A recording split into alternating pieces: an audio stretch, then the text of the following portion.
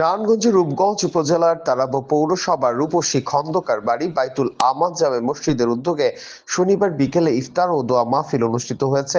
আলোচনা সভায় প্রধান অতিথি হিসেবে উপস্থিত ছিলেন মসজিদের কমিটি সভাপতি সিনিয়র আইনজীবী ডক্টর তৈয়মুর আলম খন্দকার। তিনি রমজানের দ্রব্যমূল্য নিয়ন্ত্রণে সরকারের কার্যকর উদ্যোগের প্রয়োজনীয়তার কথা বলেন। অনুষ্ঠানে বিভিন্ন এলাকায় মুসল্লিরা অংশ নেন। ভাষা আন্দোলনের শহীদ সহ দেশ ও জাতির কল্যাণে কামনায় বিশেষ দোয়া করা হয়। দোয়া মাহফিলে আরো উপস্থিত ছিলেন মুফতি সিরাজুল ইসলাম সহ স্থানীয় গণ্যমান্য ব্যক্তিবর্গ।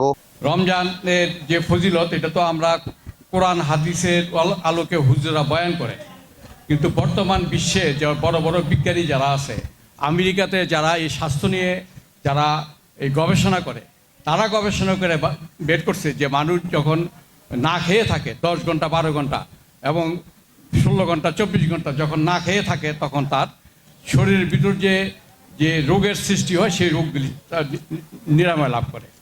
এবং আয়ু বৃদ্ধি শাস্ত্র অনুযায়ী এই 12 ঘন্টা 16 ঘন্টা তারা না খেয়ে থাকে।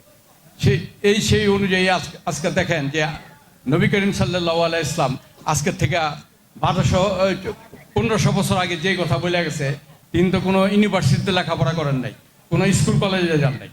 এই আমাদের স্বাস্থ্যকে রক্ষা করার জন্য, আমাদের মধ্যে নৈতিকতা বোধ সৃষ্টি করার জন্য এই নবী করিম সাল্লাল্লাহু আলাইহি ইসলাম আল্লাহ পাকের নির্দেশে এই ব্যবস্থা করে গেছে। পৃথিবীর সব দেশেই যে দেখবেন যে এই রোজাদারদের প্রতি একটা সম্মান দেখানো হয়। এবং আমি বিশেষ করে বলতে চাই যে আমি পৃথিবীর অনেক দেশ পরিবার করছি, সেখানে বিভিন্ন ধর্মের মানুষও এই রোজাদারদের প্রতি, রোজাদারদের ইফতারের প্রতি যথেষ্ট সম্মান দেখায়। কিন্তু বাংলাদেশে দেখবেন যে একদিক দিয়ে প্রতি বছর হজ করে, আবার এই রোজার আসতেই তারা জিনিসপত্রের দাম বাড়ায় দেয়। এই বাংলাদেশ ছাড়া এটা কোথাও নাই। তাই হুজুররা দোয়া করবেন এবং সকলে আমরা দোয়া করবেন যাতে আল্লাহ পাক আমাদের ঈমান দেয়। এই রোজা আইলে যে মানুষরা আমরা এই দাম বাড়াই দেয়, এইটার থেকে যেন বিরত থাকে।